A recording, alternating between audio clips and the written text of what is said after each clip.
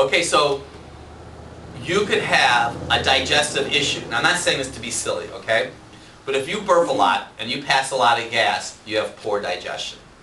Now, listen to what I'm going to share with you now. If you have indigestion with radishes, cucumbers, green pepper, and onions, radishes, cucumber, green pepper, and onions, and it really bothers you, you could have gallbladder distress. I'm not telling you you have gallbladder disease, especially those radishes. How many of you have an issue with radishes? You know how they just really bother you? The radish is a stimulant to digestion. That's why I encourage you to do Dr. Bob's ABCs, apple, beets, and carrots, because the apple, beets, and carrots promote bile flow. Are you with me with that? So this was really a good segment here for you. And basically what we do with this is we would basically take your finger, prick your finger, put your finger on 3 little spots on a piece of cardboard. It's not really cardboard, but hard material. We send it to a lab in Georgia, and they send us back a printout of some of the items that you have sensitivity to. And because I've learned about these antidotes, I don't necessarily make it go away from the foods. I work on your digestion with flax oil, digestive enzyme, and the antidote. Okay, let's talk about the other side. The other side that we're going to talk about is the fatty acid profile. Now, there are a list of fatty acids there. You might not have even heard of some of those. A little long. Pronounce some of them, like hexacyclanoic acid. Okay, big. Or DGLA. That's why they put these, like DAGA, which is docosahexaenoic acid. I'm not trying to impress you. It took me a week of pronouncing these before I could stand before you. I'm just teasing. Then you have EPA, eicosapentaenoic acid. Okay? So, let's talk about this a bit. I was really blessed to learn about these blood tests. Do you want to know why? I have a lady, we have clients from around the world, that we did this blood test to her. She has all types of health issues. And the one that has to do with inflammation, which is arachidonic acid, which is one of the tests on here, was really high. She also had an elevated omega-6 fat. You see we have omega-3, 6, 9. You see the arachidonic acid on there?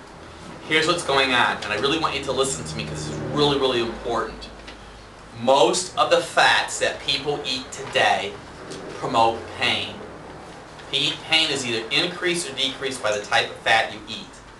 Arachidonic acid is found in dairy products. So if you have a passion for dairy, the dairy could be causing your pain. That is really important. That includes cottage cheese, milk, ice cream, and yogurt. Those foods can cause pain because it increases the arachidonic acid in your body. Now, just for the purposes of this program, you have omega-3, 6, 9. I want you to look at the one that says DHA. If DHA is really, really low, you could have brain issues. You could have depression. You could have ADHD. You could have Alzheimer's. That DHA is really important. So if you have a child that has ADD, we can do a blood spot test on him. So anywhere you're at in the world, we could test you, because that's the whole purpose of Dr. Bob's Guide to Stop ADHD in 18 Days. We're looking for DHA. So you see the EPA up there, the eicosapentaenoic acid? That has everything to do with heart health. So listen to me now, because I'm going to try to save some of you from having heart disease. If you go to omega-6, go down to arachidonic acid, if that's high, it's about the halfway point, and then you go up to the omega-3 fats and you're low in EPA, you have a greater chance to have heart problems. Because EPA is for heart. Now listen to me. If you eat trans fat or partial hydrogenated oils, that sabotages the whole deal. So I really was blessed to learn this, because some of you could come into the office and have a passion addiction for corn chips, potato chips, breakfast pastries. All of those are made in trans fat or partial hydrogenated oils. So you come into the office and you have pain. I give you an adjustment. You go home and you have a pastry. the pastry causes pain. Are y'all with me with that? So that's really important. So how do you analyze that? Well, we can do the same thing. Take a prick of your blood, send it to the lab. The lab's going to give me a printout of what fats you may have too much or too little of. So we can find out if you have too much saturated fat. Saturated fats, those are the fats that cause heart disease. Okay? And then you can see that we can check you for trans fat. So this is such an awesome test. So what I've been able to learn is, let's say that you make a decision to do the food allergy testing. And you're off the charts. You have inflammation everywhere. And then we do the blood fat testing, and you're off the charts. Who's kidding who? Unless you change what you're eating, guess what? You'll never get better. It was so fortunate for us to learn about these. And these tests we have on our website. So it's a lot easier. You can just go to the website, you can order them, and we can send the kits to you, we can make them available to you, and then we can talk about the findings. This last test I want to talk to you about is, you don't have any paperwork on it. It's a urine test. And I'll give you the name of it. It's called Estronix. E-S-T-R-O-N-E-X. Estronix. Estronix is the name of a test that we can determine, are you ready for this?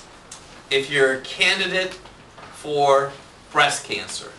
Because it's going to show us the marker of two important forms of estrogen. So I'll just give you the initials on these. The first one is 2-OHE1.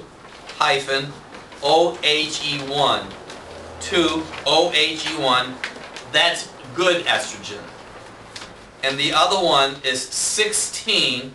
And you can make a little sign that looks like a fish. Make that sign, OHE1. That's the bad estrogen. The ratio of good to bad is determined from a single urine specimen. Studies have shown that the women with low 2:1:6 ratios have a much higher rate of breast cancer. Low estrogenic ratios also indicate increased long-term risk of other estrogen-sensitive cancers, including uterine cancer, ovarian cancer, cervical cancer. So, by doing this urine test, what we want to do is we want to make sure that you have a lot of 2-OHE1, which is the good urine iodine. Now, are you ready for this? You could eat broccoli, cabbage, and cauliflower, and guess what those do? Increase the good urine estrogen. So if you have tender breast and a heavy menstrual flow, that's a body signal to me that you have too much estrogen inside of your body. So if you don't ever eat broccoli, cabbage, or cauliflower, that's not good for you.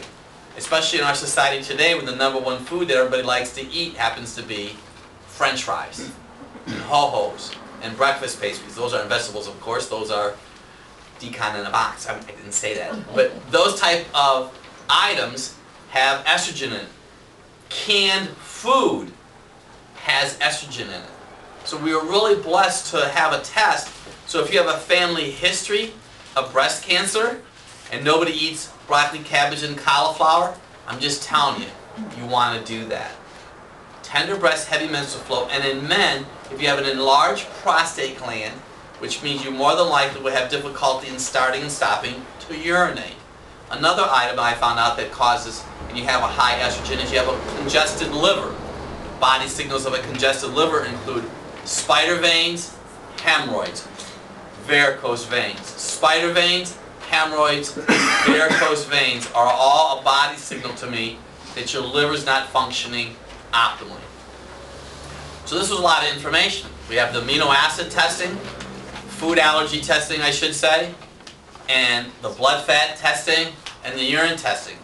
For just a little investment of your finance, you could save yourself hundreds of thousands of dollars in early death. And that's what it's all about. Prevention is a pound of cure. You can shut that off if you need. Just hit the red button.